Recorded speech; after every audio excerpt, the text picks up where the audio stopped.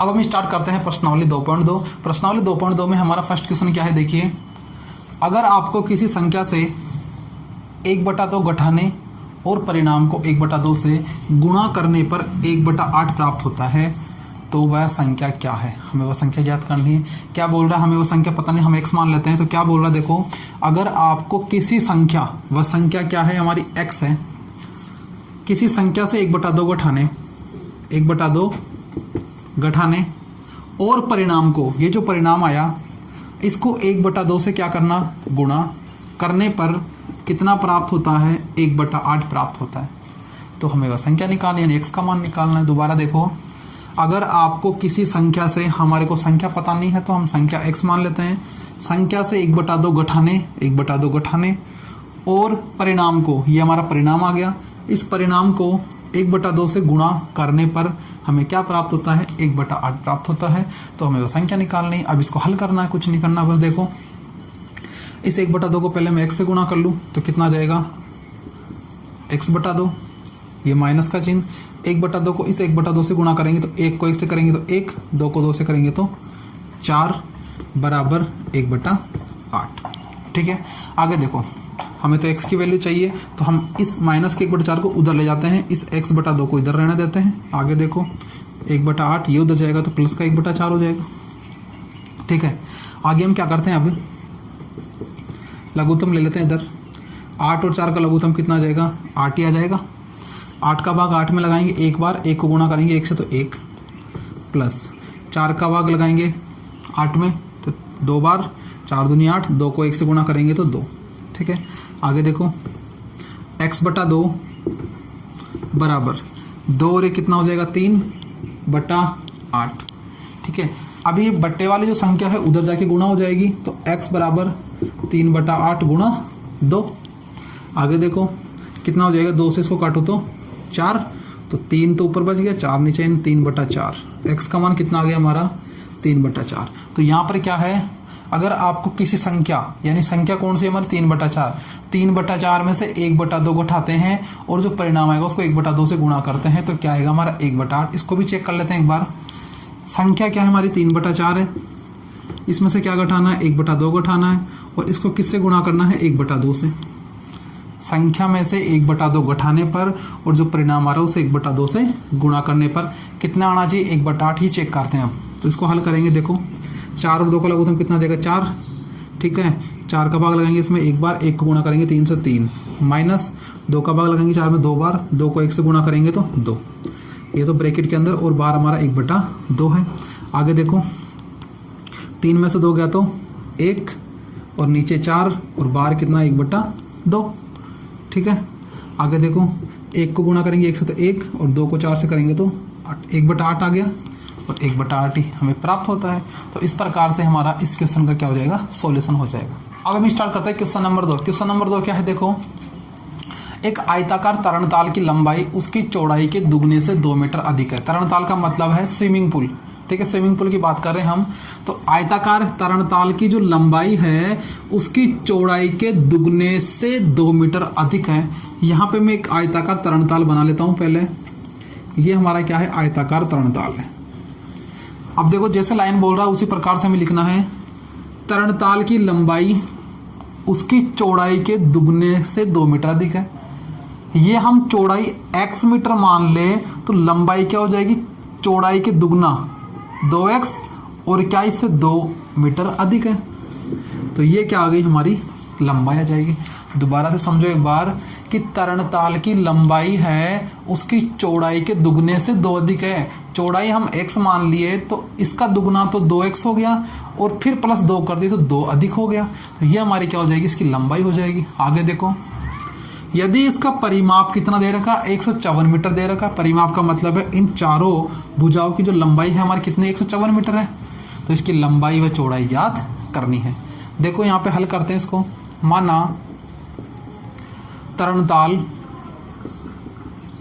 तरणताल की चौड़ाई, हमने चौड़ाई कितनी मानी इसकी तरणताल की, x मीटर। ठीक है, और तरणताल की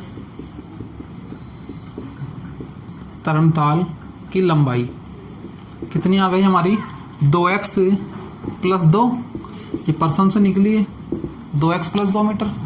आगे हमें क्या दिया गया है, परिमाप, तरणताल का परिमाप दिया गया है।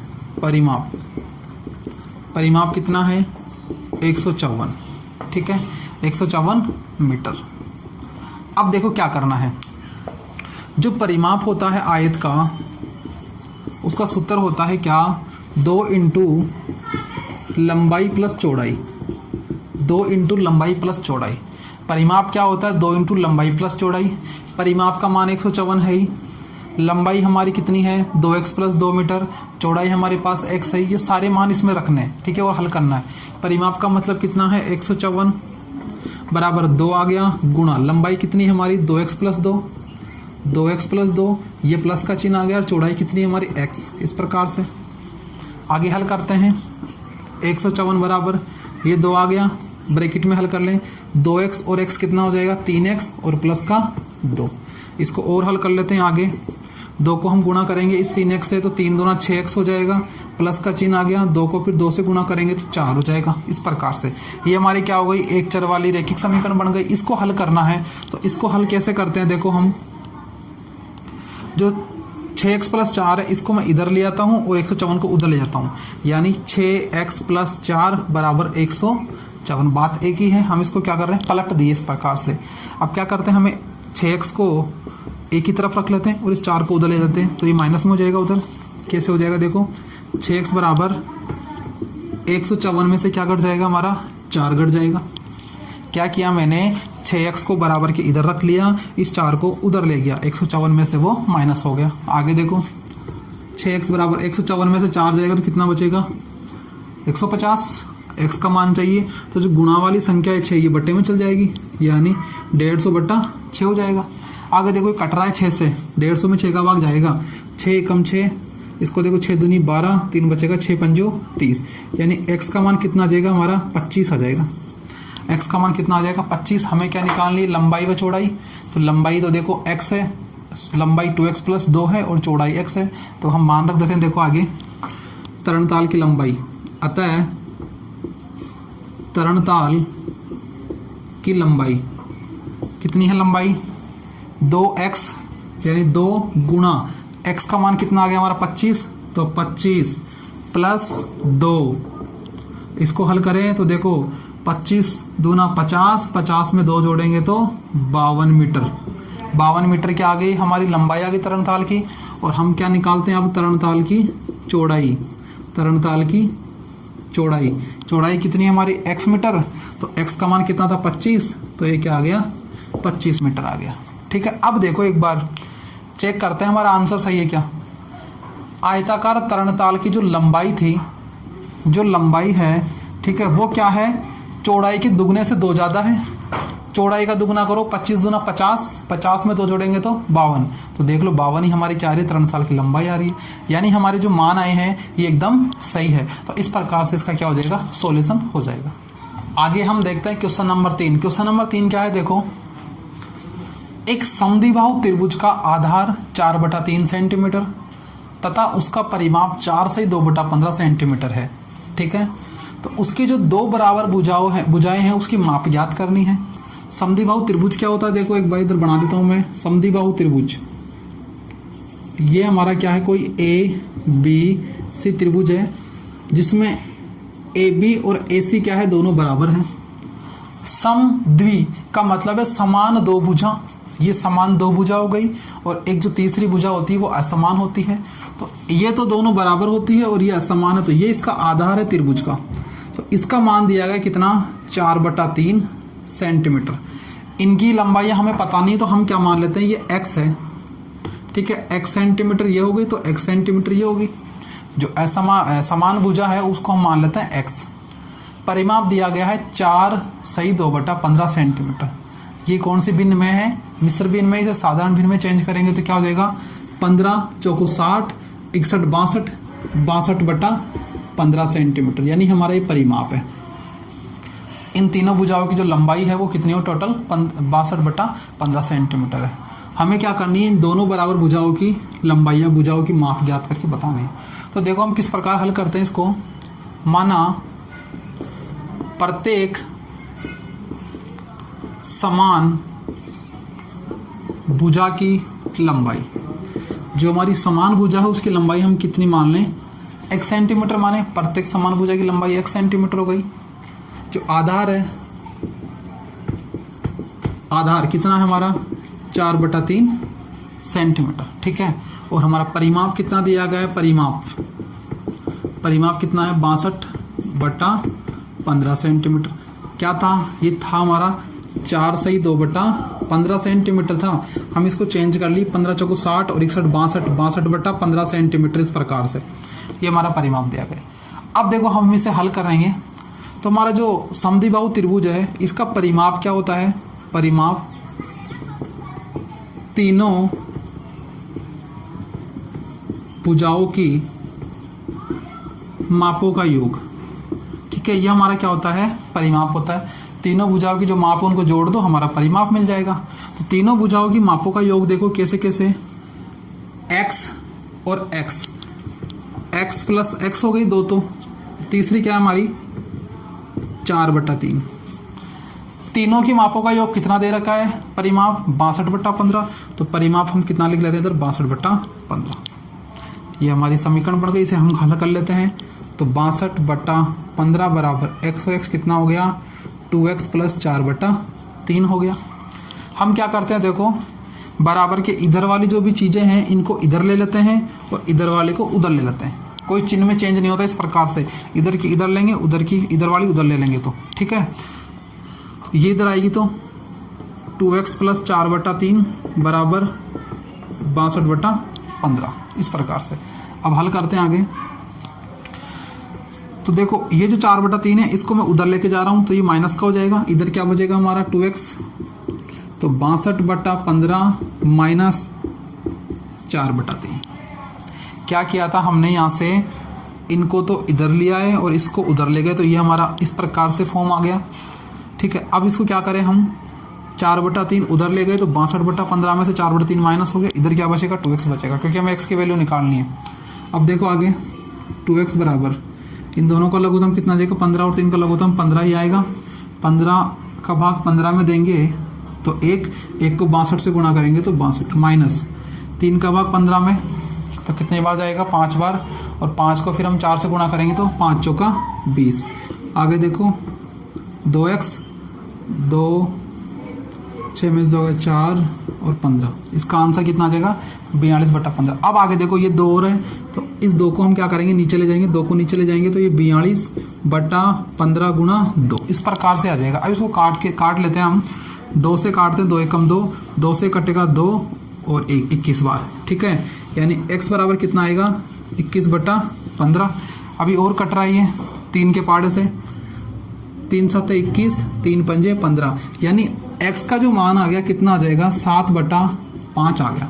x का मान कितना आ गया हमारे पास 7/5 आ गया। हमें क्या करनी थी, दोनों बराबर भुजाओं की माप बतानी थी। ये और ये कितनी होगी, ये x ही दे रखी लंबाई, x ही है तो x का मान ही आ गया। तो इसको और अगर हम मिश्र भिन्न में चेंज करें तो क्या करेंगे, 7 में क्या करेंगे 5 का भाग 5 एकम 5, कितना बचेगा 2, यानी मिश्र भिन्न कितनी आ जाएगी 1 सही 2/, ठीक है। अब आगे देखो, तो हम बोलेंगे प्रत्येक समान भुजा की लंबाई है ना, अतः प्रत्येक समान भुजा की जो लंबाई है वो कितनी आ जाएगी 1 सही 2/5 सेंटीमीटर। ये हमारा क्या हो जाएगा, इसका आंसर हो जाएगा। आगे देखो हम देखते हैं क्वेश्चन नंबर 4। क्वेश्चन नंबर 4 क्या है कि दो संख्याओं का योग 95 है, दो संख्या है उनका योग कितना 95। यदि एक संख्या दूसरी से क्या हो 15 अधिक है तो दोनों संख्याओं को ज्ञात करना है। एक संख्या क्या है दूसरी संख्या से 15 अधिक है, ठीक है। तो इस प्रकार हम क्या करेंगे, दोनों संख्याओं को ज्ञात करेंगे। देखो किस प्रकार से, माना जो प्रथम संख्या है, दो संख्या है ना, प्रथम संख्या हम क्या मान लेते हैं x मान लेते हैं x, ठीक है। तो जो दूसरी संख्या होगी, द्वितीय संख्या होगी, वो क्या हो जाएगी, इससे 15 अधिक हो जाएगी। कोई सी भी, इसे भी x मान के कर सकते हो कि द्वितीय संख्या x है, प्रथम संख्या x प्लस 15 हो जाएगी। कोई सी भी मान सकते हो, कोई दिक्कत नहीं है यहाँ पे। आगे देखो अब क्या बोल रहा है, इन दोनों का योग 95 है। तो आगे हम प्रश्न के अनुसार,